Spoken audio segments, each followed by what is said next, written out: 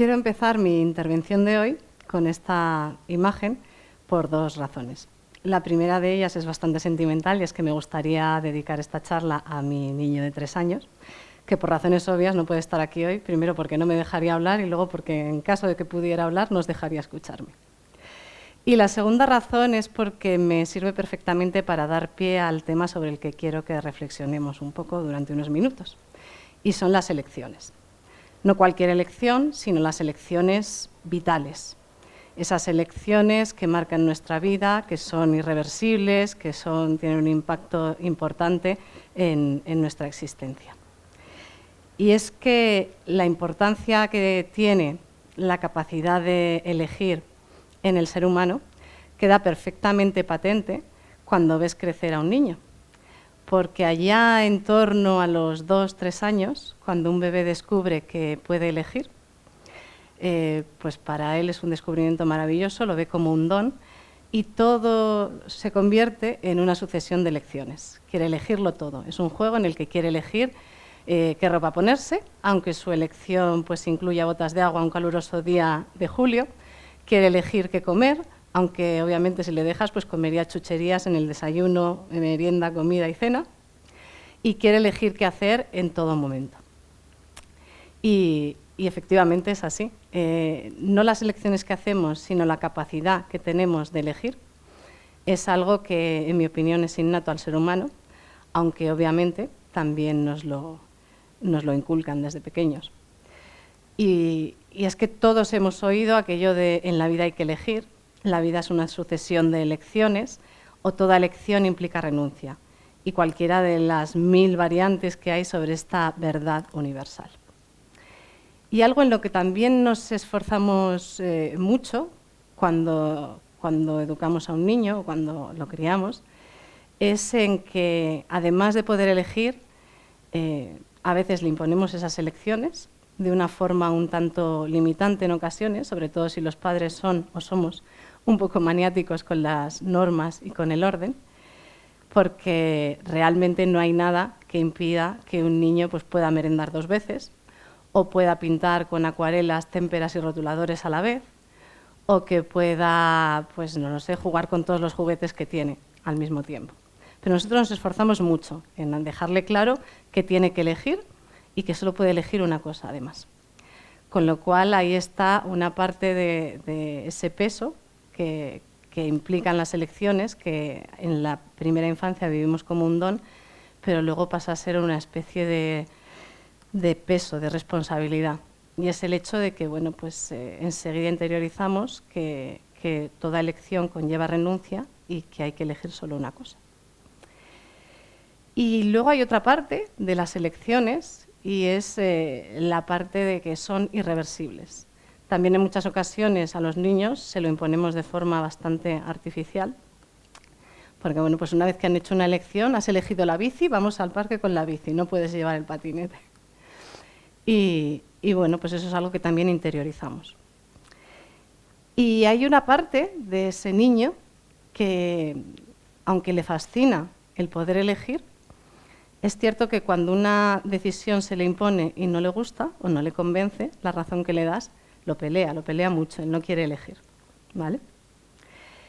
Y durante el periodo de preparación de esta charla, que ha sido muy largo, han sido más de 2 años por culpa del COVID, he tratado de identificar esas elecciones vitales, irreversibles, que tienen un impacto en nuestra vida enorme y que no tienen marcha atrás y que implican una importante renuncia.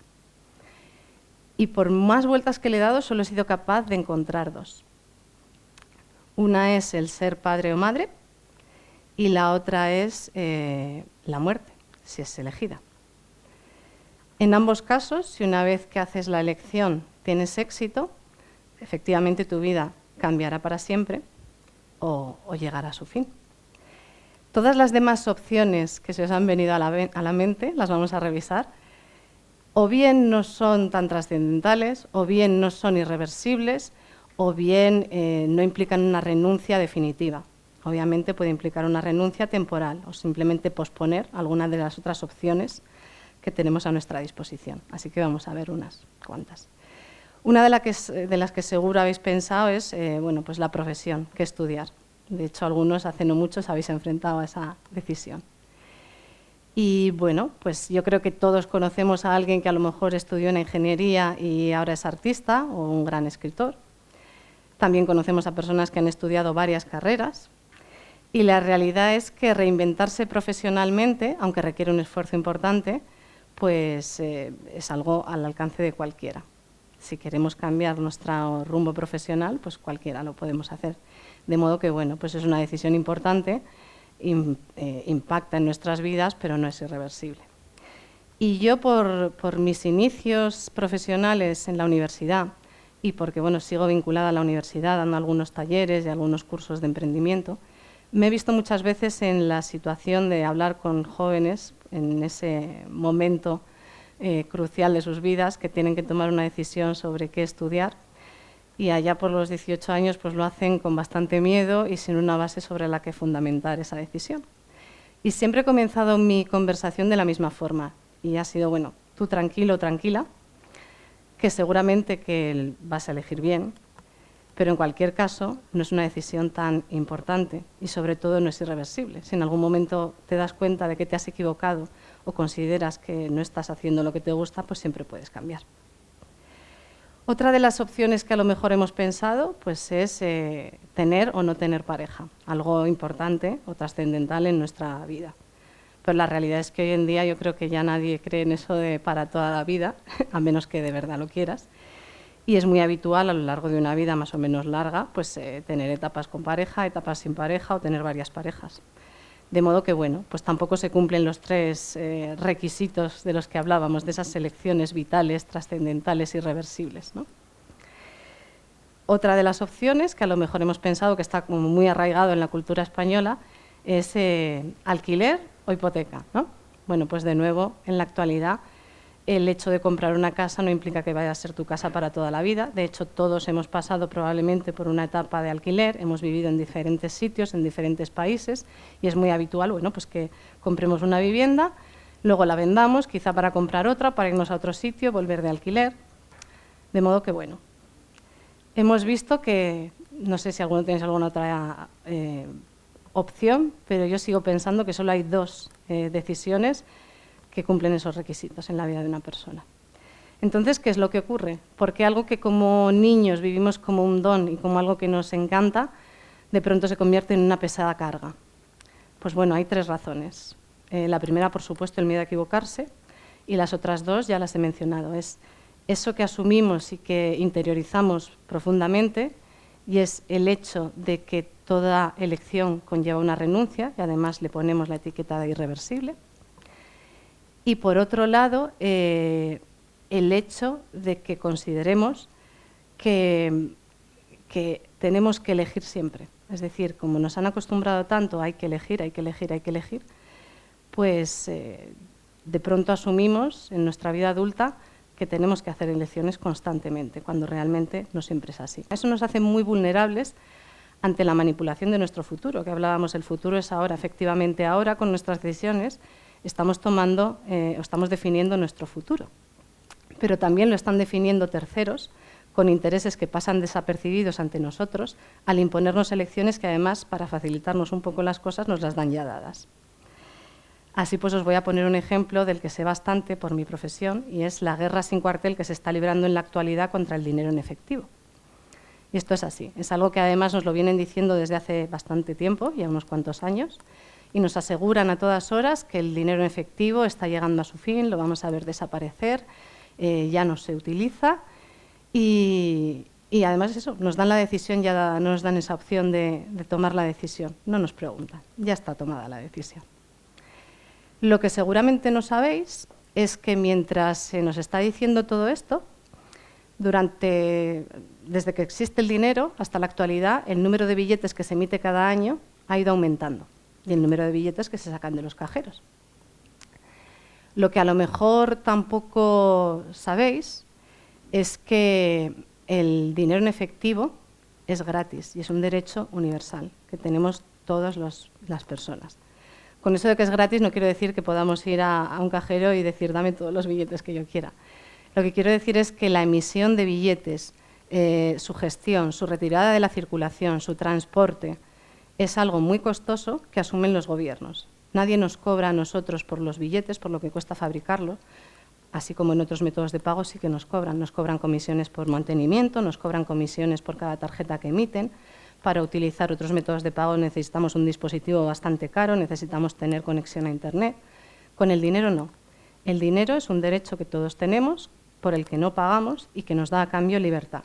Libertad y cierto grado de anonimato que no tiene por qué estar para nada vinculado con actividades delictivas. Sin embargo, se empeñan en asegurarnos eso, que el dinero en efectivo está destinado a desaparecer. Otra cosa que quizá no sepáis, porque es un dato que intentan ocultar bastante, es que en el mundo 1/3 de la población adulta no dispone de una cuenta bancaria. Así que cuando nos dicen que el dinero en efectivo va a desaparecer en el corto plazo, lo que están diciendo también es que piensan dejar fuera del sistema financiero a 1/3 de la población mundial. Algo que sí sabéis, pero que a lo mejor no os habéis parado a pensar, es que el dinero en efectivo es un método de pago muy robusto ante catástrofes naturales y situaciones de crisis, a pesar de que se empeñen en insistir en desaconsejar su uso, como ha sido el caso de la pandemia, cuando los estudios han demostrado que el dinero en efectivo no era fuente de contagio. Y algo que probablemente también sabéis, como os he dicho, es que intentan hacernos renunciar a un derecho dándonos ya la decisión tomada. Cuando es una decisión de las que podríamos considerar intrascendentes, es decir, cada vez que hago una transacción al día, pues efectivamente tengo que elegir qué método de pago voy a utilizar, pero no debería pasar de ahí, una decisión puntual. Y cuando vuelva a hacer otra transacción, elijo. ¿Por qué tengo que renunciar a un método perfectamente válido, que funciona y al que tengo derecho? Algo parecido vivimos hace algo más de una década con la llegada del libro electrónico. No sé si recordáis aquellas voces premonitorias que anunciaban el fin del papel, los libros en papel habían tocado su fin, el papel iba a desaparecer de todas partes, sobre todo de los libros, nos hablaban de las ventajas maravillosas del libro electrónico. Y bueno, ¿quién iba a decir por aquel entonces que la industria papelera iba a sufrir un boom, iba a vivir un boom gracias a la paquetería derivada del comercio electrónico?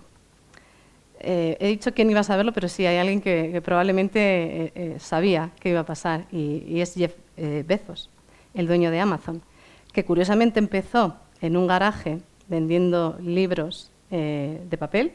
En 2007 lanzó el Kindle, el libro electrónico por excelencia, y es el dueño de Amazon, que es la principal empresa distribuidora de comercio electrónico. Así pues, solo me queda recordar que no olvidemos ese niño que fuimos y que efectivamente en la vida hay que elegir, que es un don, no es una carga, y que las decisiones, la mayoría de ellas, no son irreversibles, y sobre todo que, como cuando éramos niños de 2 años, pues peleemos cuando nos imponen una decisión y nos la dan dada y no la consideramos justa o no entendemos por qué hay que tomar una decisión. Muchas gracias.